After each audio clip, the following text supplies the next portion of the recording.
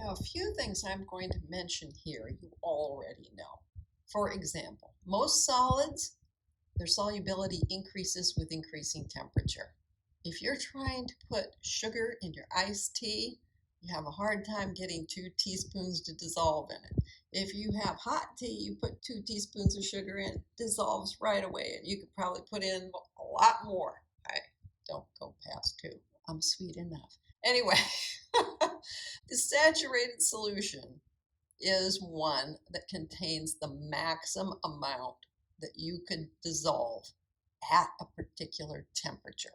So you see, one of the things you do if you're trying to grow crystals is you dissolve it at a higher temperature and then you lower the temperature so that it will have to make the crystals. The unsaturated solution doesn't have the maximum quantity yet. It is possible to make a supersaturated solution. A good example of that would be if you decided, hey, I'm going to heat it up, I'm going to put in as much as possible, then I'm going to cool it down.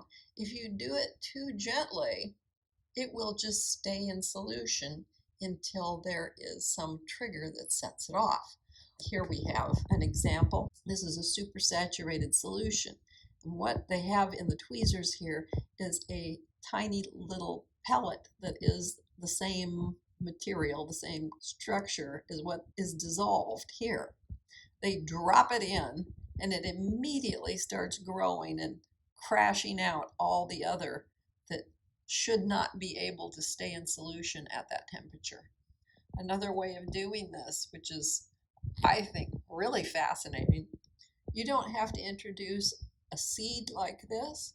You can just use the glass stirring rod and scratch it along the inside, and just the sound waves, so to speak, will be enough to start the process.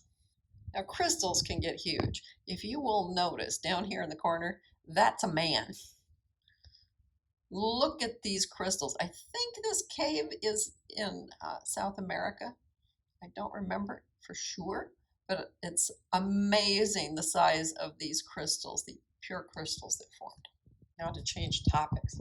Oxidation-reduction reactions. Well, the oxidation part is named because oxygen was the big actor in the past, all right?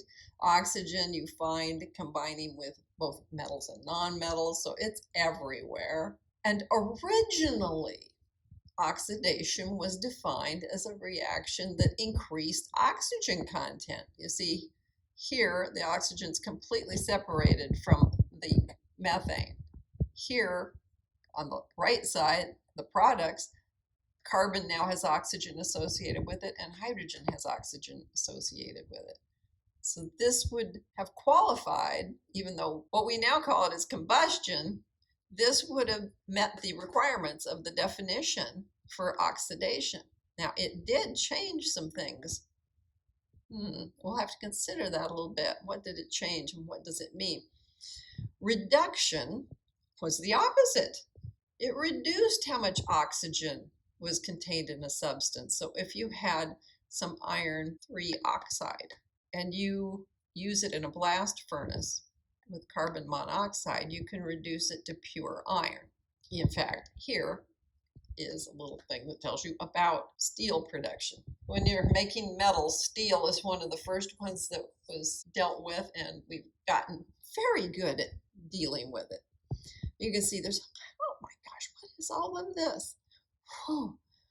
Well, here's the important points. This is what you're trying to do. It requires heat. See that delta sign? That means heat. Okay, well, here's the heat that we're putting in, right?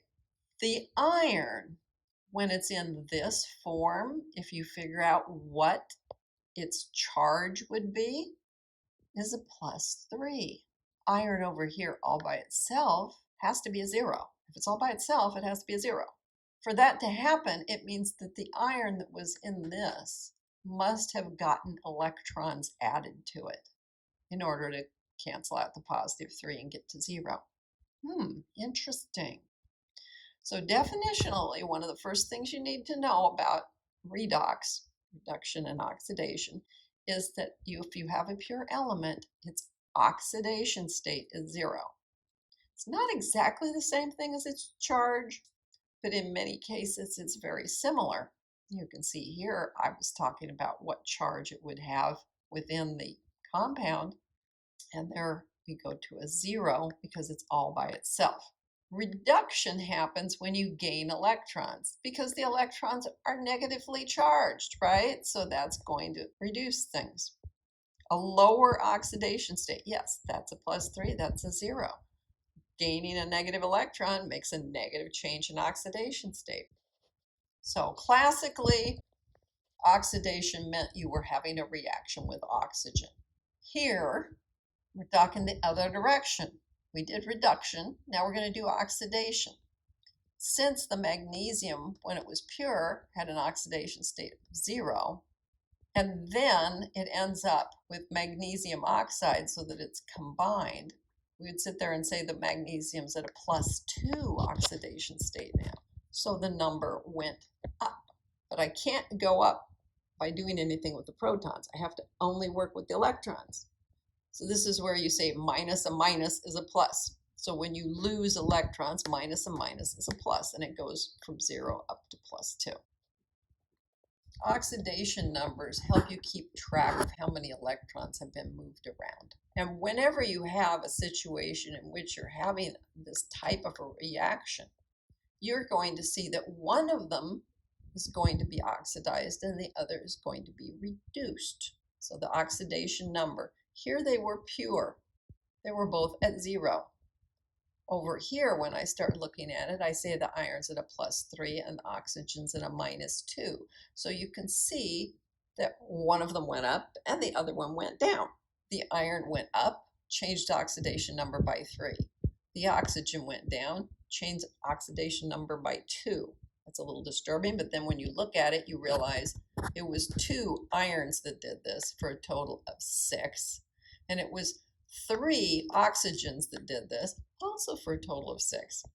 So whenever we talk about a redox reaction, we're talking about the simultaneous loss and gain of electrons. They're being transferred from one substance to another.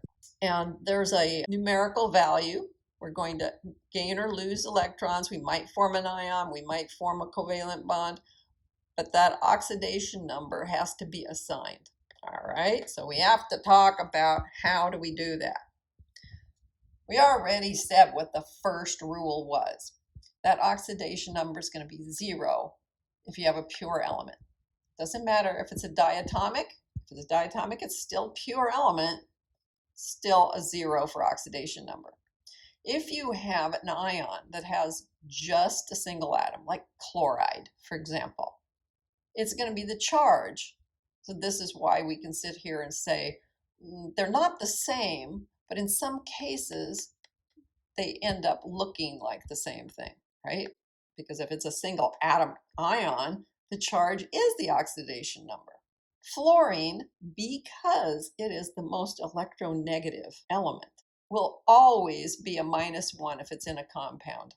The only time it's not a -1 is if you're talking fluorine gas as a diatomic, it's covalent, that's okay, that's a 0 because it's a pure element. Oxygen is the second highest electronegativity. So nearly all compounds you're going to find it as a -2. If you bond it to fluorine, well, no, the fluorine is going to take precedence. That's why they're in this order. You always start from the top and work your way down until you have something that applies to what you're looking at. But there are some exceptions, like when it's bonded to fluorine, and its oxidation number will actually be positive there. Whoa, mind-blowing. When it's bonded to yet another oxygen atom, hydrogen peroxide is like this. And then there's this weirdness of a superoxide, but almost always a -2. Hydrogen tends to be a +1. However, if you can put it into a combination where it's with a metal that has a very low electronegativity, it's forcing the hydrogen to be the one that is most electronegative, then you can say, all right, the hydrogen is a -1 instead of a +1. How do we help ourselves figure these things out? Once you add all the atoms in a neutral compound, the oxidation numbers, they have to add up to 0. So if I can figure out the ones that are very common and which I trust, then I can figure out the rest of them after that, because everything has to sum up to 0. And if it's an ion, then those oxidation numbers have to add up to the charge of that ion.